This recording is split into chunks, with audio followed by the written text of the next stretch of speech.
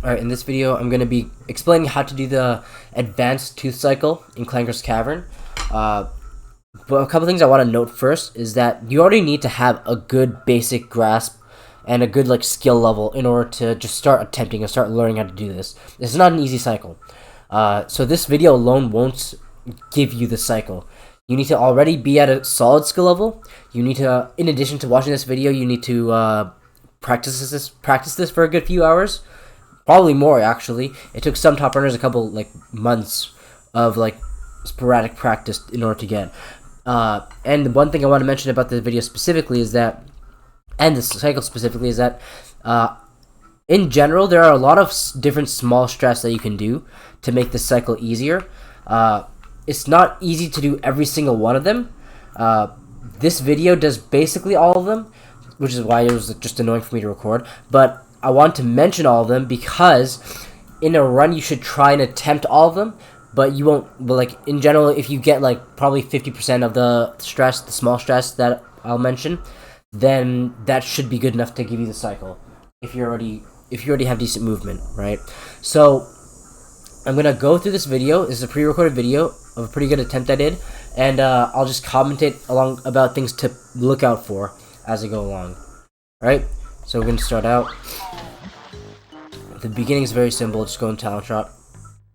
Now, right here, personally, this jump is very annoying. But personally, I find it easiest if you look at this corner and then this corner down here. If you land Kazooie, I'm a bit high here, but if you land Kazooie around the middle, I find that the easiest place to jump from. But this way I'm doing it specifically is different because look at what I do right here. I don't know if you've noticed that, but I did a small jump. I didn't do a full jump. So if you don't know already, if you do a full jump, as in you hold A for a full 18 frames or longer, which is the maximum you can hold A for a jump, without before it has no effect, then Kazooie will fall slower, right? So I did a short jump here, which means I held A for less than 18 frames, which means Kazooie fell faster. And this is just generally a slope abuse, right? So you're getting your shadow off the platform here and then back on. And if you do that with a short jump, you land back on it really fast, and it saves you a bit of time. This is not mandatory at all by any means. In fact, I don't even do a short jump in runs, personally. I always do a big jump because I find it the most consistent. But this is just something to note, that you can do a short jump here if you want. I'll show what it looks like if you want to do a big jump later on in just a bit. But this is what's basically optimal, just to doing a short jump here. Get back on. When you go here, you want to really make sure to not land on the lower side of this slope. You want to land on the top if you can, but on the top side of this uphill slope is where it'll likely be most of the time.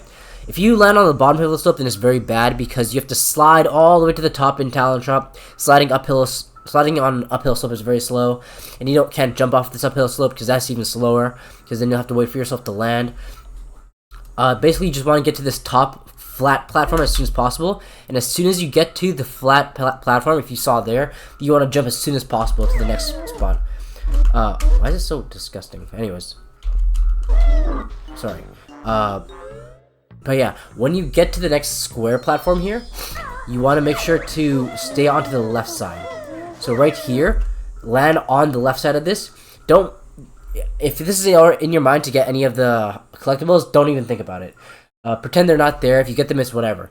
But stay on the left side of this, and then you should be aiming to slide towards this corner around, because that's the line you're going to take to the next note. You're going to skip this note and get on the way back. You're going to take a straight line to that note, and then yeah, a straight line to that note. A medium jump. Don't do a full jump past the Champa, or else you might take a damage. You might take a hit. So you can land right in front of it and slide. And from here, you have two options. The one that I personally did a lot in runs is the thing you want to do in general is just jump. But the thing that I did in runs was I jumped to this note, then slid under the Champa. But what's optimal is what I'm about to do here, which is just jump into skip this note and get on the way back, and then just jump towards this Champa to activate him as soon as possible. And now what's very important here is that if you turn back too fast, the chomper will hit you. So, in order to avoid that with this strategy of jumping straight from here to here with skipping the note, you should stay on the left side during the slide while you get the note, then curve into the wall and hug the wall when you're trotting on the way back, like that. And if you do that, then you shouldn't get hit. But you have to be careful, because if you go too fast, this chomper can hit you. And obviously you don't want to go too slow either. And then you can get that note on the way back. So I'm actually going to show the big jump from the beginning here, and my other strategy of just getting the note there, which is much easier right now. And then we'll continue on. So give me one quick second. Hide that. Okay. So we're gonna do a big jump. I'll just go there right now. We're gonna do a big jump over there, and then we're going to do the next section a little bit easier, which is what I do personally in runs, but it's whatever. It's up to personal choice and whatever you think is worth it. So it should look something like this. Big jump.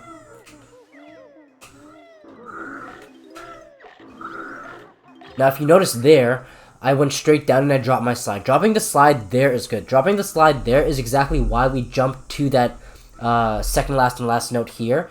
Because, as I mentioned before, if you get this note too fast, then the chomper will hit you. And dropping your slide lets you lose time here, so you stop yourself from going too fast. It's basically an intentional slowdown. And then you continue on and go like that, right? So we're gonna go back to the video right here, and basically I'm gonna go back for a second. Here you want to pay attention to the camera as well, because like right here is where I zoom out once, and you want to keep note of my joystick angles, because a lot of this section I'm using a lot of notches, especially I don't know why this stopped. Right here, when I'm going from this note to here, I'm just basically holding up left. And then here, I'm holding basically up. But I'm holding up, and the camera might differ a tiny bit. Basically, you want to hold up, but if you're going too far to the right, then just tilt slightly to the left. You want to get the left side of this note. As soon as you get that note, just hop up left to land over here. Then I hold R during... I don't know why I hold R during this jump from here to here. Make this straight. Try to land on the left side of this as left as possible. And then big jump up left to here. Slide, land right in front of it and slide into the token. And then you're going to turn back. For this jump here, you have to play with it a bit. But it's hard to explain. But generally you want to cut this angle a lot more than I think is intuitive. So you want to basically aim very far back. So generally you obviously want to aim for here, but like pretend you're aiming to this corner. Even though you're not going to jump to this corner every time, you're probably going to land this jump around here. Pretend you're jumping to this corner and you have to cut that joystick angle very steep, because making that angle really steep is very important. I hate how this happens, but yeah. Cutting the angle steep is very important there, and then you're gonna make sure you want to land on the very front of it, as front as possible, like right here. Landing here is fine, and then as soon as you land, you don't want to slide at all. You jump here. If you see no dust, I got some dust there, which is whatever. But if you see no dust, then you know that was pretty optimal. And then you go here, basically same thing. Your camera can change a bit here sometimes, but I like to go from this note. I like to hold R on the way to this note, to make sure I'm going in a straight line. And I actually missed this note here because I'm stupid, but I'm not gonna... I didn't want to like re-record it because this was a good attempt. But actually what I did here is I went in front of the note. What I should have done, and it actually would have saved a bit more time, is that jump that I did, it should have been a bit bigger. If I held A for a couple more frames, I would have not only gotten the note, but I would have saved a bit more time. Because here, if I held A bit more, I could have gotten the note from like more of the middle. But this is generally fine. Just don't hold A for the full 18 frames. Don't hold A too much. there I probably held A for like less than 12 frames, less than 10 frames. If I held it for about like 11 frames or so, I think that would have been optimal. But if you hold it too much, then this chomper will hit you, obviously. Jump here. Try and land on this far side of the note as possible. And then you can turn while you're sliding. And you want to do this because this is a section where you're basically going to drop your slide no matter what. And when you drop your slide, you're going to have to obviously trot to regain your acceleration. And obviously, you know that jumping accelerates you the fastest. So once you drop your slide here, you're going to drop it around there. If you drop it here, then you're going to have to walk all the way to this note while you're accelerating, which is slow. But if you drop it here, if you drop it here, then you only have to walk this little bit before you can reach your max speed again. So try and land on the far side of this note so you can slide as much as possible towards this note. And then jump as soon as you touch that note. From this note, you really want to cut this corner as much as possible. Like, look, I land like right here. You can land even further to the left, but it doesn't matter too much, but just make sure you go as far left as you possibly can. When you're getting this Jinjo, you want to try your best to make sure you don't touch the hive at all. I do decently here. Yeah, that's actually pretty good, because you want to touch the Jinjo from the top right. Like right around here is where I actually touched it. If you can see here, I curved a little bit. That's a little bad. Obviously, that line of dust should be straight, because if you see a curved line, that means you didn't take a straight line. But that's generally where you want to get the note, the Jinjo from. And then as soon as you touch the Jinjo, you hop. I like to just change the camera like that, and then go into the water. I don't really have that much of a tip for when to press B here. You sort of just have to learn the timing, but you want to basically try and be as low as possible into the water. Wait a tiny bit after that, and then press B. Like right here, I was actually I don't know why that happens. I was actually pretty high. If I pressed B a little bit earlier, I would have been lower into the water while I was diving, which would have saved me a tiny bit more time. But now, this next important part is make sure you do not hug the ground of this pipe here. If you hug the ground of this pipe here, it's very bad, and it loses you time. What you want to do is try grabbing these notes from the top, that one from the top specifically, and then grab this next note with your belly. Notice how I'm not on the ground here, but I grabbed that with my belly? That's what you want to do. It gives you the least distance you need to travel. Then you go up here. Basically the same thing. Right here I'm touching the note a bit. I'm touching the ground a bit, which is fine because you don't want to float over it here since you're going to go down afterwards anyways. But right around here, actually, if you notice, I'm holding up. I'm preparing myself to face down for the next slope. So I'm aiming in the right direction for my next few strokes. So by the time I overtake this corner, I'm already facing down, and I'm swimming in the right direction. And then so this is an interesting thing to note. When you get that note, and when Clanker starts to talk to you, Banjo just floats up a bit, right? Because his momentum is halted. And that's important to note, because obviously you're going to skip this text as fast as you can.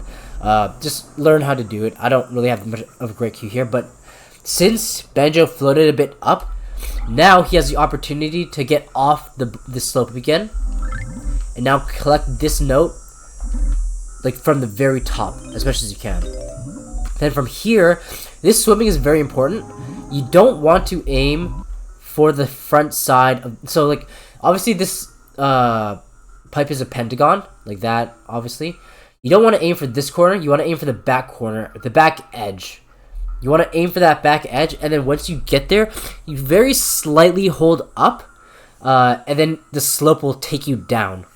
But you want to try and go as horizontal as possible, because that'll obviously let you go towards the hole as fast as possible.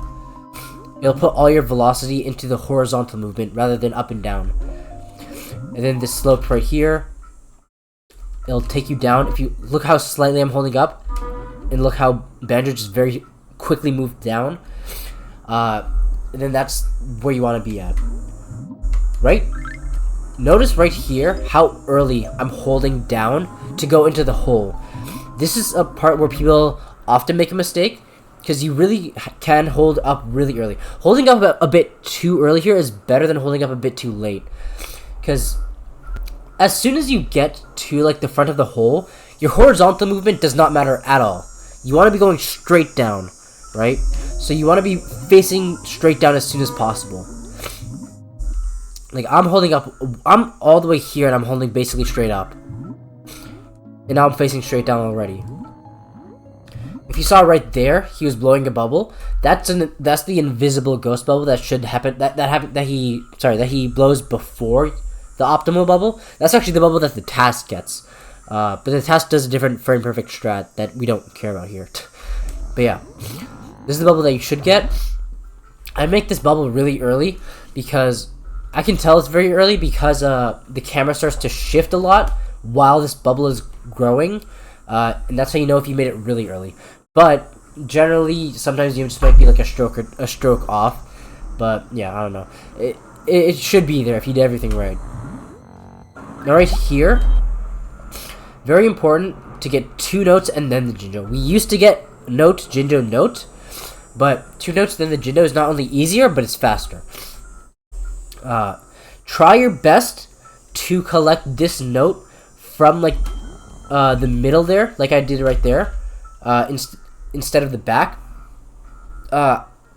If you want to be safe and if you know you're going to make the cycle and you know your swimming is good enough otherwise, you can actually like be safe and get the note from behind and then continue on. You can do that. I actually do that sometimes in runs, and I'll show that a bit after.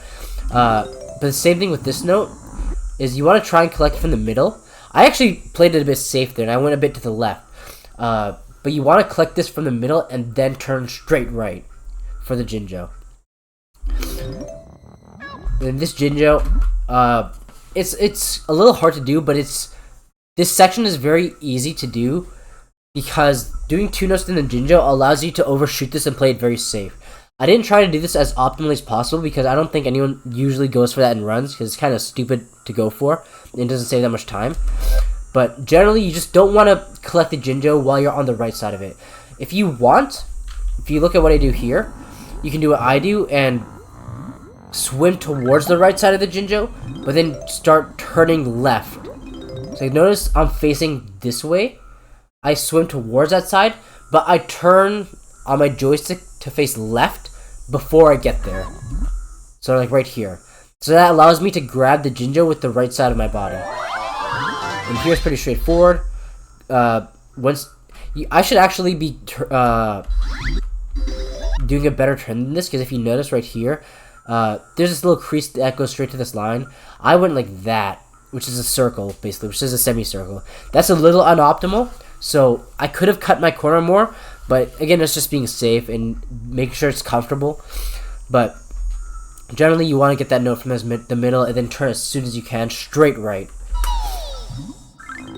And then these notes are simple. There's something interesting here that I want to note. No matter what, you're going to press A on this note. There's actually a faster strat that BMO does sometimes that I'm not going to cover here because it's a little difficult and kind of hard, but in general, you're going to want to always tap A on the note, no matter where your stroke is. Here is actually an interesting situation where my stroke pattern is unfavorable. So if I were to keep holding B, then Kazooie would prepare her next stroke right as she gets the note. So what I do here instead is I let go of B right here, and then I glide into this note and tap A as soon as I touch it. So look, I already tapped A. This is literally the first frame I got the note and I tapped A already.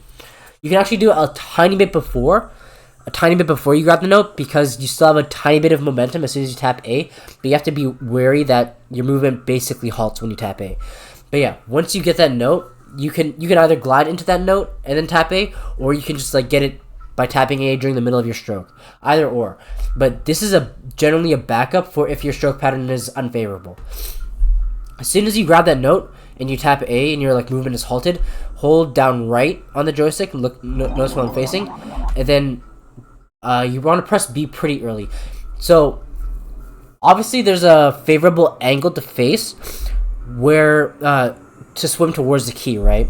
And you want to press B before you reach that angle, because if you notice, obviously when Kazooie does a stroke, she has to prepare it before you actually do the fast part of the stroke. Like right here, she's preparing it. Right there, she's actually doing it. And if you press B a bit earlier, then you can prepare the stroke before you're facing the correct angle, so that as soon as you're facing the correct angle, Kazooie's moving as fast as possible. Right there. And if you notice right there, I actually did this not terribly, but pretty decent. But if you notice right there, I actually clipped through the key. This key is actually very lenient. I don't think it actually has a hitbox for the first turn, but you can legitimately go through the middle of this key, swim through it, and still activate the key. So it's very lenient. It's a lot more lenient than you would think. But yeah, you want to do that, then obviously pay attention to the joystick inputs I have here for how to turn during the key. So swimming obviously towards the key, up left, or around up left, between left and up left, to just swim there. Now it's very important here, sometimes it's going to be different, that you press B as soon as you possibly can. Not too early that you go through the key before you are able to actually activate it, but make sure you pay attention to where the key is rotating and pay attention to your distance away from the key to know when to press B. So right here, generally you should be pressing B around the time that it turns back. So like, just look at how the key turns after you activate it. It turns to the left, and then it's going to turn to the right. You basically should press B as soon as it turns to the right, as soon as it starts turning right or back the other way, but as soon as it starts turning back upright, because that's where it's going to go. But you have to be careful, because sometimes it's not always going to be exactly like that, because sometimes you might be closer to the hitbox and sometimes you might be farther away. So you have to learn how to adjust properly. Like right there, I actually pressed B as soon as it started turning back, and that was a bit later than you could have done it. I could have pressed B a couple frames earlier, but I was just farther away, right? But yeah, as soon as you do that, pay attention to where Banjo's facing. Don't hold down on the joystick, because if you hold down on the joystick, Banjo's gonna face up during the cutscene. If you can either hold nothing, like I'm doing here, or you can hold down to make Banjo face down. But it doesn't matter too much as long as you can get that note in the next few strokes. Something that's interesting here I want to note is that look at Gloop during this part of the cutscene. If Gloop fully disappears for like a full second behind this anvil before the cutscene switches, that's how you know it's gonna either be very tight for the rest of the cycle, or you can't even make it. But that's how lenient it is. I wanted to mention that because I want you to look at how lenient the cycle is, because look at where Gloop is gonna be before the cutscene starts for me. It wasn't even close to being behind the anvil. But you can still make it if Gloop is behind the anvil. So that's just something to know about how lenient this section is. If you get everything. Yeah, then there's this whole cutscene. Then here, obviously, you have a very small time to react. Generally, the camera's always the same. The camera's always going to be the same here, but Banjo's facing angle isn't. So you're obviously going to hold B during the cutscene, and then as I mentioned before, Kazooie prepares her stroke before she actually moves. So you have that amount of time to make Banjo face towards where you know the note should be, which is going to be around here, before you actually move. Then you do that. Pretty simple. As soon as you get this note, this part is very simple. You might have to finesse it a little bit, but as soon as you get this note, you basically hold straight down right until you get the bubble, then down left until just around here, and then you want to basically be holding straight down for like a couple strokes here. Basically to go straight up with this chain. This chain right here is you want to go inside the chain above it. So hold straight down and face straight down. Face straight down is more important here. And then as soon as you get to around this corner, you allow Banjo to move a bit more horizontal to clear the chain, to clear the hole. But make sure you're still going straight up a bit. And then you let it go a bit neutral. You don't want to go all the way to this corner because this corner is a bit farther right than you want it to be. Around this side of the edge is where you want to be at. And then you just want to obviously aim for this, the bottom left of this tunnel. But just notice that how little I'm holding down. You don't want to hold nothing. You don't want to hold straight down. You just want to very slightly hold down here and aim for this. And something to note, the collision in this game is a bit weird with swimming. So if you look at this, Banjo's arm is like obviously outside of the hole. His nose is a bit outside. If you are like that, that's actually good because Banjo will just like clip in to the hole without losing time, basically. So it's a bit more lenient than you think. You don't have to aim fully inside the hole to actually make it inside. You can aim a bit more left and a bit more down, and Banjo will just clip in, just like that. I'll let it go in fast motion so you can actually see what it looks like.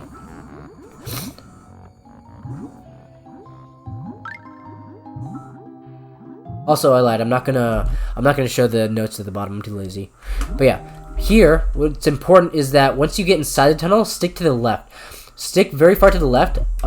Notice how I even went up there, but I didn't really hold down. Remember how I said earlier on the way to the hole, like down to gloop, that you want to hold up very slightly on that pipe so it carries you down? It's the same principle here. The slopes give you free vertical movement. So I'm holding very slightly up so this slope carries me down, but I'm also holding left so I can stay on the left side of the slope, at the left side of the tunnel as much as possible. Right here, I'm going to basically go over the slope a bit, collect the Jinjo, and when you collect the Jinjo, you want to aim for the slope. Right here, this slope is giving me free upwards movement. Look how I'm facing towards like this part of it. And this slope just make me push all the way up as soon as possible. So right here, it can differ a bit for you, but if your stroke ends around here where I did, where it happened for me, then count, there's 4 more strokes left until you surface. If your stroke ends around there, or a tiny bit earlier than that, then there's 3 more strokes left until you surface. But either way, you want to look at this, aim for like, you can aim for whatever you want basically, but obviously the left side is more optimal. Hold Z like I am right here while you're surfacing, then you can jump flutter here and get your eggs off as soon as possible. But when you're going straight here, keep the camera like this, and if you do that, you can just shoot by holding up left on the joystick, and you'll always get it. The only time that doesn't work is if you're actually too early, which I guarantee you 99% of the people watching this are not going to get there too early. There's probably only like 2-3 people who actually can't get there too early for this not to work. But it will work for you mostly. So if you just shoot up left, 3 eggs, then you should be confident enough to just roll a jump peck here. I actually lost a bit of time there because I moved a bit to the left and right while I was pecking into the tooth. But if you go you can basically just go in a straight line. Like that loading zone isn't active until that tooth is fully gone. So you can basically be touching the loading zone without going inside so that you can enter it frame 1. Which I didn't actually do here, but it's whatever. But yeah. And then that's how you get the cycle, basically. I got a 21.62 here, which is actually pretty solid. In runs, I think most people would expect to get the lowest you can get here is like a 224, I believe. But if you're decent, if you're okay, then you'll get usually like a 223, mid 223 on average. And if you're good, then you'll get like a 222 typically. But a 221 and a 220 is actually possible, apparently, according to Ploth. And I concede a bit because I had a little bit of funkiness in this section. But 221 and 220 is not, I would say personally, it's not really reasonable for RTA because it requires a lot of really hard movement that's not really reasonable to do in full runs. But yeah, that's generally everything that you want to do, everything that you want to pay attention for in this cycle. If you do that and you make sure you try to implement all of them in a run, but you make sure you actually implement at least like 50% of it, then you should be able to make the cycle. But yeah, with that, it just requires a lot of practice and a lot more knowledge on just how to angle the cameras and stuff like that. And yeah, that's basically about it. Just try and copy everything I do here. except for some things you might want to change a bit to make it easier, like I mentioned earlier. Especially the camera movements, make sure you copy those, because the camera movements are the most important. And yeah, hopefully that helps, and I'll see you later.